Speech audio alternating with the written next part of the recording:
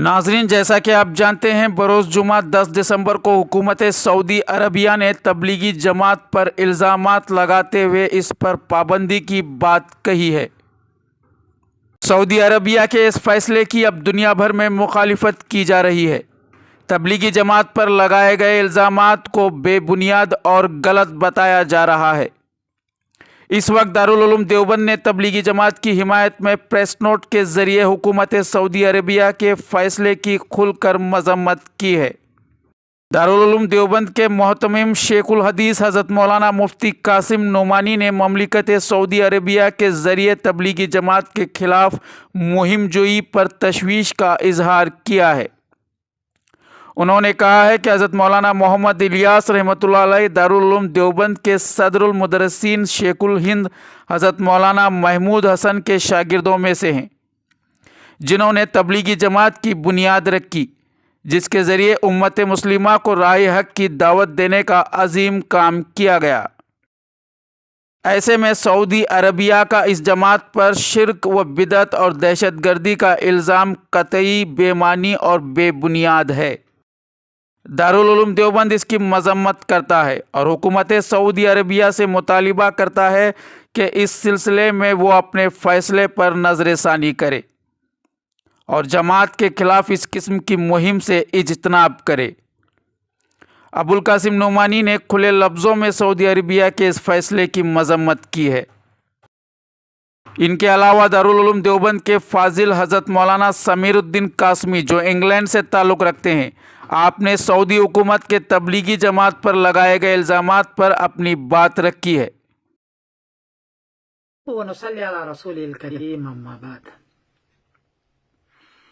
आज Saudi Arabia के मस्जिदों में बहुत सारे खतीबों का खुतबा सुना, जो वहाँ की हुकूमत ने ये तय किया था कि तबलीगी जमात के खिलाफ आप बयान करेंगे और उनकी 4 बातों को खास तौर पर जिक्र करेंगे।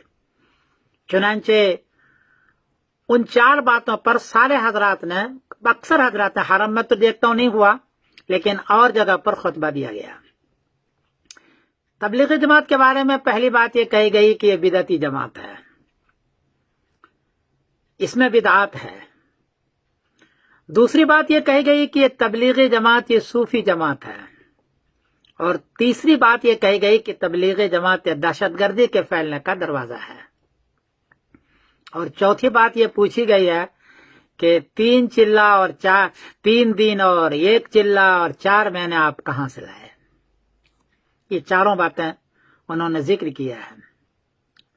जवाबन अर्ज है कि तबलीगी जमात का जो अकीदा है, उनका अकीदा वही है जो अशरफ अली थानी रहमतुल्लाह अलैह का है, जो शेख ज़करिया रहमतुल्लाह अलैह का है। उनका अकीदा क्या है? अगर आपको देखना है तो समरतुल अकायद मेरी खुद की किताब है, 350 अकीदे हैं। हर अकीदे के लिए 10 आयत 10 हदीस लाया हूं, सिर्फ हदीस, कौले साहबी कौले ताबी नहीं लाया, और स्याह सित्ता से सिर्फ हदीस लाया हूं। और उसमें सारा जिक्र किया गया है कि हमारा अकीदा क्या है, हम देवबंदियों का अकीदा क्या है, तबलीगी जमात का अकीदा क्या है, इसमें जिक्र किया गया है।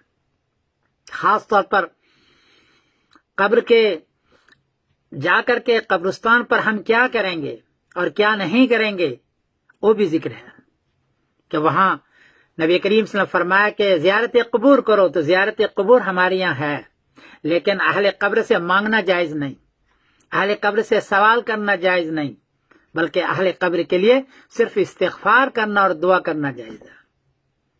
ये सारा जिक्र किया और सारे अहादीस से मैंने जिक्र किया है। कैसे बिदअत हो गए तबलीगी जमात वाले। उसमें दूसरी क्या कि ये सूफी जमात है। हमारे यहाँ बैत करने का सिलसिला है, क्योंकि नबी करीम सल्लल्लाहु अलैहि वसल्लम के यहाँ ने बैत की है, लेकिन तसव्वुफ में सिर्फ इतना ही पीरी मुरीदी में है जितना कि उससे इस्लाह होता हो। जैसे कि शागिर्द की इस्लाह होती है उस्ताद से, बस इतना ही है। बाकी कोई वहमी चीज दे दे, पीर दे दे या कोई चीज दे दे, ऐसा नहीं है। मैंने साबित किया अपनी किताब के अंदर। تو تبلیغی جماعت بدعات کے اندر بالکل نہیں ہے، میں بلکہ بدعات سے بہت دور ہے. ان سے تو ہزاروں آدمی کا، لاکھوں آدمی کی اصلاح ہوئی ہے. ایسی جماعت جس سے اصلاح ہوئی ہو لاکھوں آدمی کا، پوری دنیا میں پھیلے ہوئے ہو، اس کے بارے میں سعودی عرب میں باضابطہ حکم نامہ جاری کرنا اور حکم نامہ کے ساتھ ہر مجلس کو اس کے خلاف میں بیان کروانا، یہ بغیر ہمارے عقائد کو دیکھے ہوئے اور ہماری چیزوں کو دیکھے ہوئے ہے. ان لوگوں نے کچھ کا حوالہ دیا، مفتی عبدالعزیز بن باز کا اور عثیمین رحمۃ اللہ علیہ کا، یہ بزرگ لوگ ہیں، لیکن میرا خیال ہے کہ ان لوگوں نے ثمرۃ العقائد نہیں دیکھی. یہ لوگ جماعت میں کبھی گئے نہیں، جماعت تبلیغ میں بیان کیا ہوتا ہے اس کو غور سے انہوں نے نہیں سنا، بار بار جو سنا اس کے بعد انہوں نے فتویٰ دے دیا. جماعت تبلیغ میں تو اتنی احتیاط ہے کہ 6 نمبر سے زیادہ بات نہیں کرنے دیتے، سیاسیات پر بات نہیں کرنے دیتے، عقیدے پر بھی بات اس لیے نہیں کرنے دیتے، عقیدہ ہر ایک کا الگ الگ ہے، پتہ نہیں کس کا کیا عقیدہ، آپس میں اختلاف ہو جائے گا. یہاں تو ہر قسم کے لوگ آتے ہیں. جماعت تبلیغ میں شوافیہ بھی ہے، مالکی بھی ہے، حنبلی بھی ہے، دوسرے مسلک کے لوگ بھی آتے ہیں. اس لیے عقیدے پر ان پر بحث وہ زیادہ نہیں کرتے. وہ تو صرف یہ کہتے ہیں کہ آپ دیندار بن جائیں، آپ تہجد گزار بن جائیں، آپ اللہ کے رسول کو، رسول کی بات ماننے والے بن جائیں. اس کی وہ تبلیغ کرتے ہیں، اس کو وہ سمجھاتے ہیں. باقی عقیدے کے بارے میں یا مسئلے کے بارے میں وہ کہتے ہیں اپنے اپنے علماء سے پوچھو. اتنی احتیاط والی جماعت پر اس طرح کا الزام لگانا اور اس طرح کا بیان کروانا، میں سمجھتا ہوں کہ یہ اہل تبلیغ پر بہت بڑا ظلم. میں خود بھی 3 دن جاتا ہوں، میں بیان کرتا ہوں، میں جاتا ہوں ہر 3 دن میں، دیکھتا ہوں کہ وہ کیا کرتے ہیں. باقی یہ سوال کہ 3 دن چلا کہاں سے لایا، بھائی یہ کوئی حدیث سے ثابت نہیں کیا انہوں نے. یہ تو اتنے دنوں میں لوگوں کی اصلاح ہو جاتی ہے، بس کچھ پلے پڑ جاتا ہے اس لیے رکھا ہے. جیسے چشمہ امتحان رکھا ہے، سال بھر میں بخاری شریف پڑھانا رکھا ہے، سال بھر میں قدوری پڑھانا رکھا ہے، ایسے یہ 3 دن اور چلا ہے. یہ باضابطہ کوئی سنت یا فرض یا واجب نہیں ہے، اس لیے یہ سوال بھی ان کا غلط ہے. باقی یہ رہا کہ تبلیغی جماعت دہشت گردی پھیلنے کا دروازہ ہے، یہ بہت بڑا الزام ہے، بہت بڑا الزام ہے. تبلیغی جماعت تو ہمیشہ دہشت گردی کو روکنے والی جماعت ہوتی ہے. کتنے دہشت گردوں کو یا یہ کہیے کہ شرابی کبابی کو انہوں نے روکا اور دین پر لگایا. دروازہ کیسے ہو گیا یہ؟ ہمارے یہاں تو تفقد ہوتا ہے، چلے میں اس وقت ہم نہیں جانے دیتے ہیں جب تک کہ اس کے سارے احوال کو معلوم نہ کر لیا جائے. اگر اس کو پتہ چل جائے کہ کسی قوم کا، کسی مذہب کا یا کسی ملک کا خلاف یہ بولتا ہے یا سیاسی تقریر کرتا ہے، نہیں کرنے دیتے. 6 نمبر سے زیادہ وہ تقریر کرے تو ان کو ہم کرنے ہی نہیں دیتے. سیاسی بحث، عقیدے کی بحث، مسئلے کی بحث نہیں کرنے دیتے.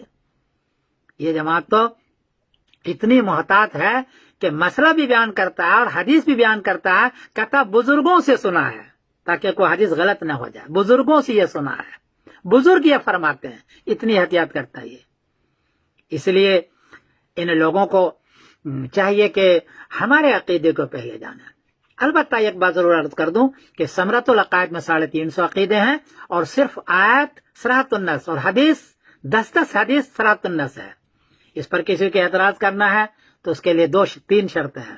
ایک تو کوئی آیت لائیں گے صراط النص، یا حدیث لائیں گے سیاستہ کی صراط النص، کسی کا رائے کسی کے قول ذکر نہیں کریں گے. 2 اور تیسری بات کو مبہم جملہ ہے اگر آیت کا تو اس کی تفسیر عبداللہ ابن عباس سے ہو، کیونکہ میں نے یہی کیا ہے کہ عبداللہ ابن عباس کی تفسیر لی، باقی کسی کی تفسیر نہیں لی. تو ان شرطوں کے ساتھ یہ کتاب لکھی گئی ہے اور دیوبندیوں کا اور تبلیغی جماعت والوں کا یہ کتاب ہے اور عقیدے کے ایک ٹیکسٹ بک گویا کہ ہے جو ہم نے پیش کیا ہے. میں پھر گزارش کروں گا عرب کے خطیبوں سے، عرب کے ذمہ داروں سے کہ ہمارے تبلیغی جماعت کے عقیدے کے بارے میں پھر دوبارہ سوچیں. وہ عقیدہ نہیں ہے جو آپ نے بیان کروایا ہے اور جتنا بڑا الزام ڈالا ہے. میں سمردن قاسمی بول رہا ہوں مانچسٹر انگلینڈ سے. السلام علیکم ورحمۃ اللہ وبرکاتہ. بڑے ادب کے ساتھ ہم گزارش کر رہے ہیں، چونکہ آپ بڑے ہیں، آپ حرمین کے لوگ ہیں، اس لیے بڑی ادب کے ساتھ وہاں کے علماء سے، وہاں کے ذمہ داروں سے میں عرض کرتا ہوں، اور کوئی غلطی ہوئی ہے تو ہمیں معاف کر دینا. السلام علیکم ورحمۃ اللہ وبرکاتہ. وہیں سعودی عربیہ کے کچھ مقامی علماء بھی اس فیصلے کو غلط بتا رہے ہیں. कुल मिलाकर इस वक्त सऊदी अरबिया की दुनिया भर में मजम्मत की जा रही है। अब देखना यह है कि सऊदी अरबिया का इस पर कितना असर होता है। नाज़रीन, अगली वीडियो में हम आपको सऊदी अरबिया की हकीकत बताएंगे। फ़िलहाल इस वीडियो को ज़्यादा से ज़्यादा शेयर करें और कमेंट्स के ज़रिए अपनी राय ज़रूर दें। देखते रहें यस इंडिया।